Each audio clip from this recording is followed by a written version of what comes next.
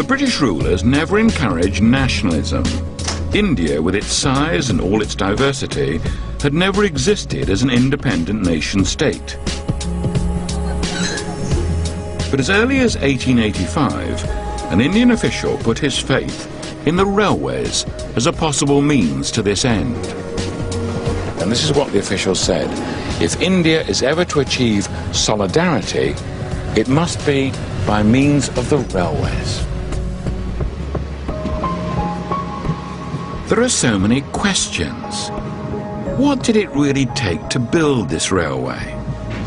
And the biggest question of all, why were the railways important? First of all, in uniting India, and then finally, in the end, dividing it.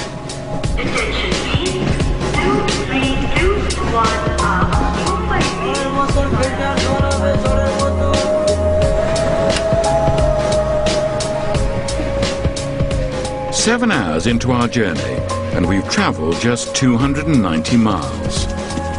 We're now entering the agricultural heartland of India. This is the great fertile Ganges plain. It looks green. It's amazing.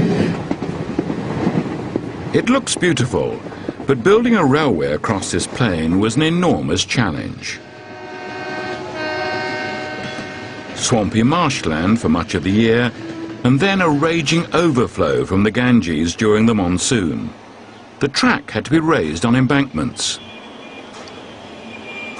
But this boggy plain was also the home to the great curse of the railway builders, malaria, and building embankments only created more stagnant water in which the malaria-carrying mosquitoes could breed. I'm now in Bihar state.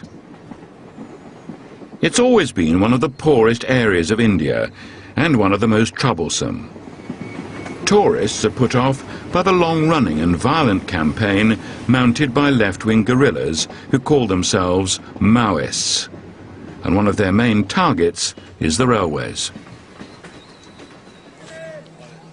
My train arrives at Jamalpur 2 hours late. As I slept, there was a major incident just a few miles along the track.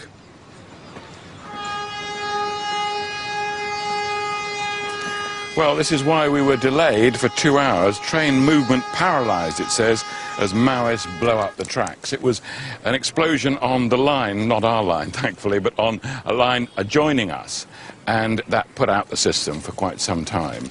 It's interesting that it's still an absolute guaranteed point that if you want to attack the government, first attack the railways.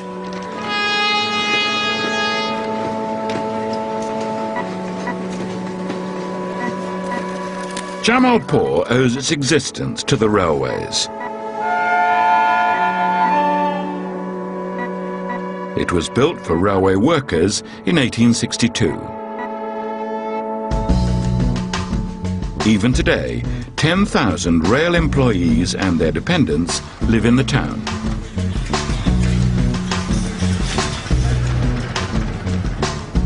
The British have long since gone, but ghosts are everywhere.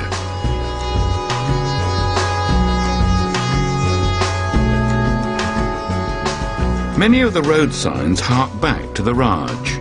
Queen's Road, but no longer a queen. The clipped hedges, the manicured lawns. Everyone knows his place. This is the home of a senior mechanical engineer. And the empire was built like that, on rules and regulations meticulously observed. From the viceroy downwards, continuity was the key. Not too much flashy individualism. That might rock the boat.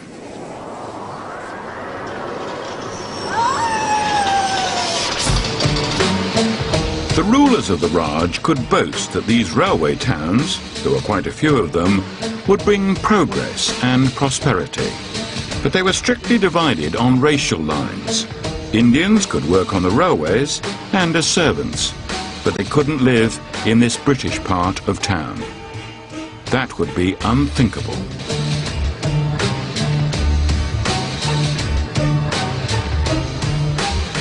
The architect of this great rail network Governor-General Lord Dalhousie would later claim his railway revolution in India had unleashed the engines of social improvement. He believed in the greatest good for the greatest number of people. By transforming Indian society, the British, he was convinced, would bring material progress and development to India.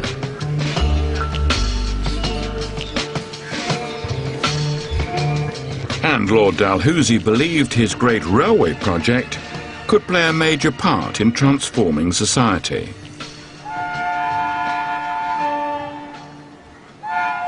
And this is the Anglican church, which I must say looks rather forlorn. That's the sign, St Mary's Church, Jamalpur, established 1867. And the laundry service, well, I think that's up to the parishioners. For many years, Christian missionaries had been active in India.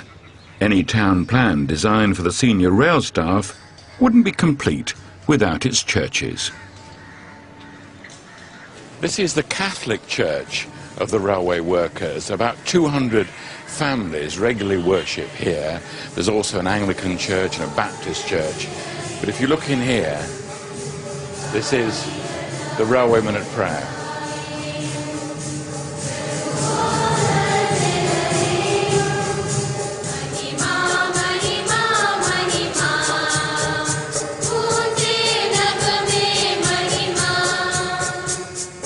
The 19th century children's almanac, Every Boy's Book of Railways and Steamships, left no room for doubt. Into whatever part of the world the white man penetrates, it said, he takes the gospel with him. So the trains brought the word, and the word was God.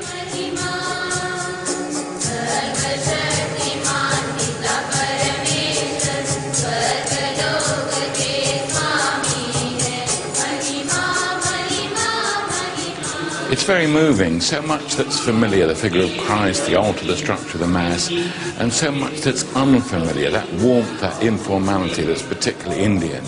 And what we're seeing here in this railway town is the way that this technology came into India, but all sorts of other things came too with the European rulers. Religion, obviously, technology, and India managed to absorb all these influences, and instead of rejecting them, they all became part of India, and that's what gives India this extraordinary richness.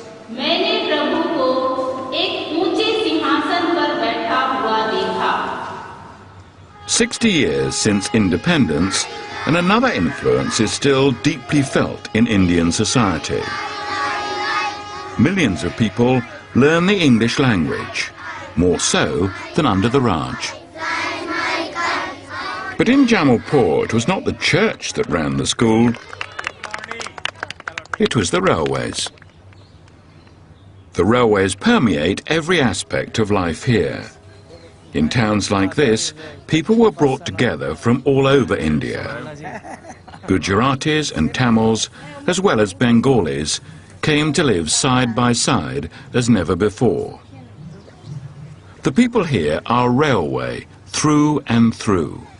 They're in no doubt what they owe to the railways. Are you from all over India? All parts of India. Yeah. From West Bengal, from UP, from Andhra Pradesh, from Kerala, from every parts of India. What do you do on the railways? I'm studying to be an engineer. You want to be an engineer, yeah? And does your father work on the railways? Yeah, my father is my father. This is your, right, this is your father. And what for you is the attraction of working on the railways? Whole people, I think, just belong to this railway. Belong to the railway? Yeah. And you want to belong to the railway? Yeah, of course, I want to. And if you have a son, what will you say to your son? Yeah, of course. It's a pleasure to be here. So it'll go on and on and on. Yeah, I see. It's like just a family, because the generation to generation, it, I think, carries on. Yeah. Do you think of yourselves as, first of all, as railwaymen? Is that what you think of yourselves as? We are asking rail service.